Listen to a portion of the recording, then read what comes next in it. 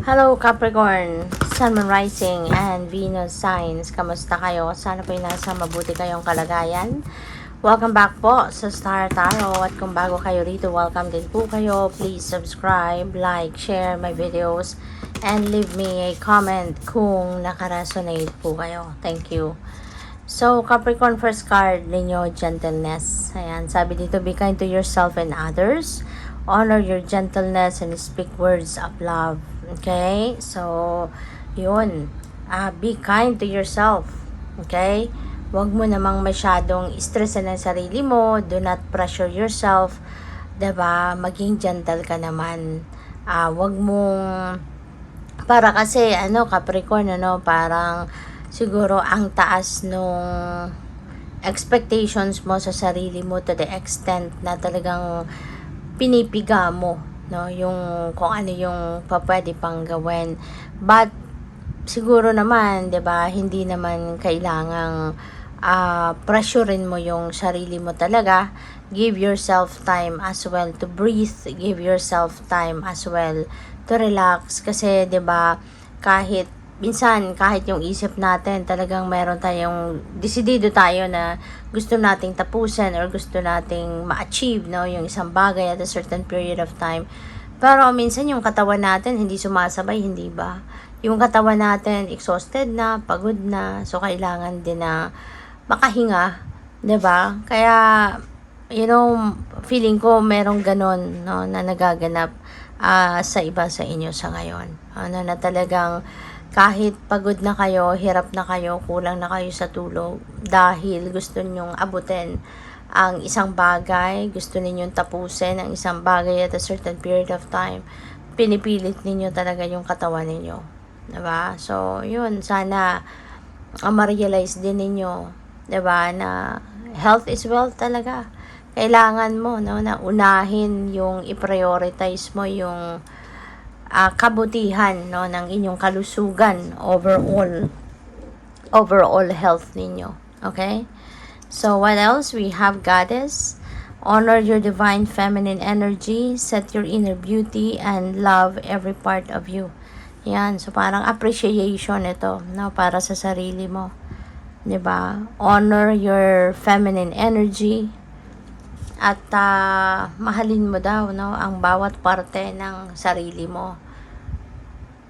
Self-care, isang bagay na yan na may papakita mo sa sarili mo na minamahal mo ang sarili mo, inaalagaan mo yung sarili mo. 'Di ba? Love every part of you.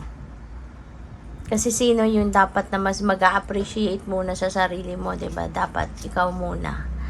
We have flow, find an easier path forward.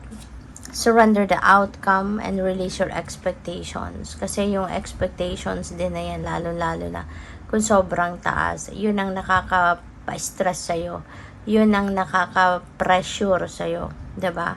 Kaya instead of keeping your high expectations sa sarili mo, pwede ka naman maging masipag, matyaga, maging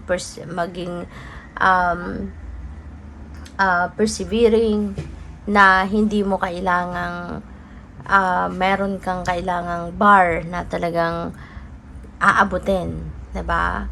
Kasi kung gusto mong mapagtagumpayan ng isang bagay, 'di ba? Gagawin mo talaga ang lahat, 'di ba? Pero hindi yung may oras ka or may timeline ka na ibibigay sa sarili mo, 'di ba? Pwede rin naman na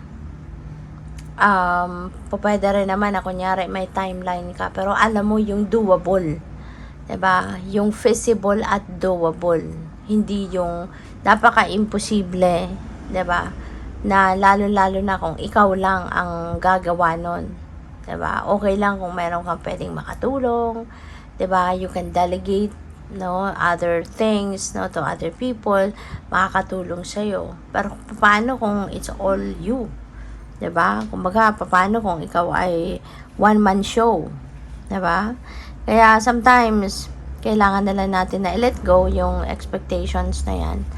And ialay mong lahat sa universe. Ialay mong lahat sa kanya. Surrender everything to God. 'Di ba?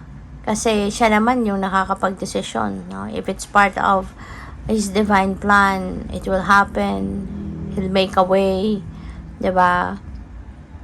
Yung ganon. So, tignan natin kung ano pa ang ganap. And by the way, maraming salamat, no, for subscribing. And if you haven't subscribed yet, subscribe na kayo. And also, maraming salamat din for not skipping the ads. Malaking bagay po yan sa akin. And also, please click the join button sa baba ng video kung gusto po ninyo na mag-join naman kayo sa membership. So, we have the 4th chakra. Ayan. So, this is the 4th chakra. Ito yung puso natin. This is our heart. No? And Archangel Raphael is here. At Archangel Raphael is the archangel, no, that helps us heal our mind, our body, our spirit. No? Siya yung parang assistant, no, na doktor ng Panginoon. So, maaari ngayon, ang iba sa inyo, baka meron kayong mga emotional baggages, emotional wounds. Meron kayong mga emotional problems na maaring pinagdadaanan. And ngayon, no, pwede na ang iba sa inyo is going to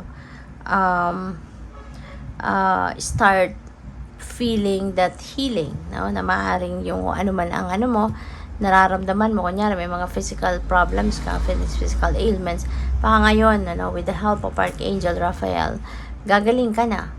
Pwedeng magsisimula ka na makaramdam ng improvement sa katawan mo, sa nararamdaman mo, yung gano'n. Or kung may mga emotional problems ka, no, siguro ngayon mas gagaan na yung pakiramdam mo, maaaring makaramdam ka na ng willingness to forgive, willingness to accept, no, kung ano nangyayari, yung gano'n.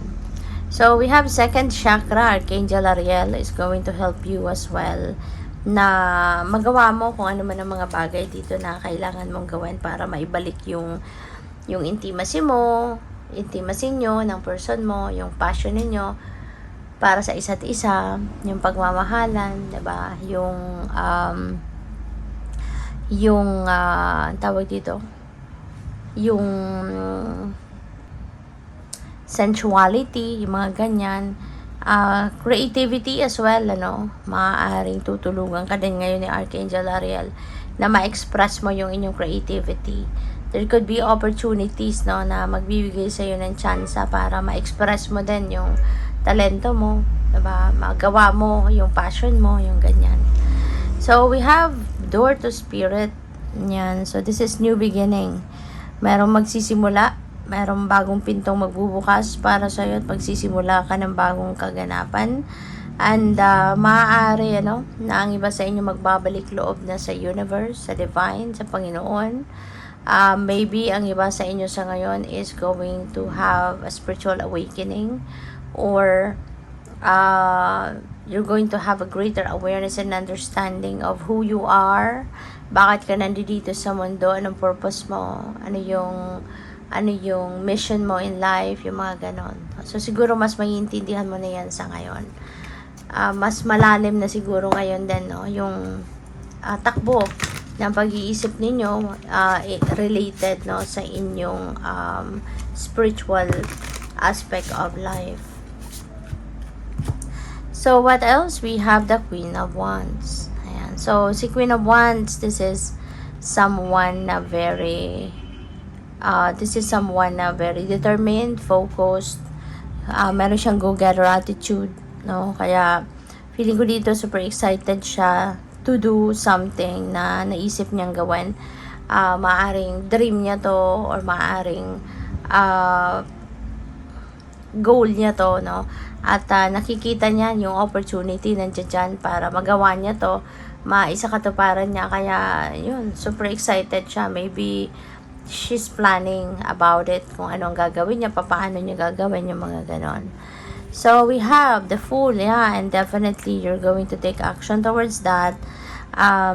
Even though this is totally new for you, this is hindi ka sanay, no, sa bagay na to, you're going to explore this opportunity. Now, you're going to take a leap of faith. Maglalakas ng loob ka na subukan, no, yung bagay na to, or yung kung ano man ang sitwasyon na to, naman ang opportunity na to, susubukan mo siya. No, hindi ka na magdadalawang isip, hindi ka magpapatumpik-tumpik pa, and you are going to go for it. So, we have the Queen of Swords. Si Queen of Swords, nag-iisip, malayo ang tingin. So, more of thinking, ginagawa ng iba sa inyo. Maybe you're making plans. Diba? Maaaring pinag-iisipan mong mabuti ngayon kung paano mo gagawin, no? How you are going to navigate this new beginning in your life. Maaaring ganun ang iniisip ninyo. So, feeling ko dito, there is clarity. Parang confident siya sa pagtingin niya sa malayo. So, maaaring alam niya ngayon kung ano yung uunahin niyang iisipin, anong uunahin niyang gampanan, mga ganyan, no? So, good luck sa'yo. Thank you for watching Love and Light. Namaste.